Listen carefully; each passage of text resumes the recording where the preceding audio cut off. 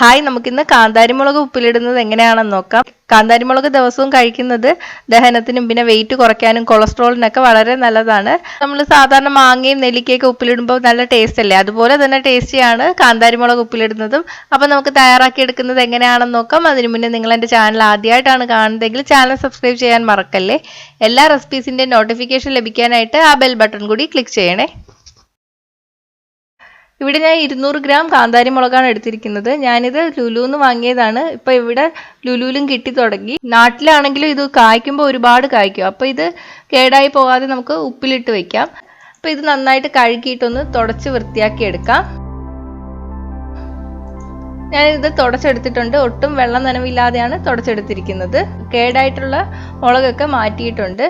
അപ്പോൾ നമുക്ക് ഉപ്പിലിടുന്നത് എങ്ങനെയാണെന്ന് നോക്കാം. അതിന് വേണ്ടിയിട്ട് ഞാനൊരു ഗ്ലാസ് ജാർ എടുത്തിട്ടുണ്ട്. പ്ലാസ്റ്റിക് കുപ്പിയേക്കാളും നല്ലത് ഗ്ലാസ് കൊണ്ടിട്ടുള്ള ജാറോ കുപ്പിയോ ആണ്.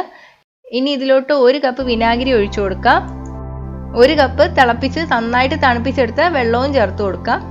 അതായത് നിങ്ങൾ എത്ര വിനാഗിരി ചേർക്കുന്നോ അത്ര തന്നെ വെള്ളവും ചേർക്കുക. ഇനി ഇതിലോട്ട് 1 ടേബിൾ സ്പൂൺ ഉപ്പ് ചേർത്തിട്ട് നന്നായിട്ട് മിക്സ് ചെയ്തെടുക്കുക. അപ്പോൾ ഈ അളവിന് ഇത്രയും ഉപ്പ് മതിയാകും. മുളക് കൂടുന്തോറും ഈ വിനാഗിരിയുടെയും വെള്ളത്തിൻ്റെയും അളവ് കൂട്ടേണ്ടി വരും. അങ്ങനെയാണെങ്കിൽ ഉപ്പ് കൂട്ടിയിട്ട് കൊടുക്കുക. 250 ഗ്രാം മുളകിനൊക്കെ ഇത്രയും അളവ് തന്നെ മതിയാവും. ഇനി ഇതിലോട്ട് നമുക്ക് മുളക് ഇട്ട് കൊടുക്കാം. ഞാൻ എടുത്തിരിക്കുന്ന ജാറും വെള്ളത്തിൽ കഴുകിയിട്ട് വെയിലത്ത് വെച്ച് നന്നായിട്ട് ഉണക്കിയെടുത്തതാണ്. ഒട്ടും പച്ചവെള്ളത്തിൻ്റെ നനവ് തട്ടാൻ പാടില്ല, എന്നാലേ ഇത് പൂത്തു പോവും. ഇനി ഇത് നമുക്ക് അടച്ചു വെക്കാം. ഒരു 3 ആഴ്ചയൊക്കെ കഴിയുമ്പോൾ ഉപ്പ് നന്നായിട്ട് പിടിച്ചു വരും. ഇപ്പോൾ 1 മാസം കഴിഞ്ഞിട്ടുണ്ട്. കാന്താരി മുളകിൽ നല്ലവണ്ണം ഉപ്പൊക്കെ പിടിച്ച് വന്നിട്ടുണ്ട്. ഇത് ചോറിനോടൊപ്പം അല്ലെങ്കിൽ കഴങ്ങഞ്ഞിയോടൊപ്പം ഒക്കെ കഴിക്കാൻ നല്ല ടേസ്റ്റാണ്. അല്ലെങ്കിൽ തന്നെ നമുക്ക് കറികളിൽ ചേർക്കാം ഇത്.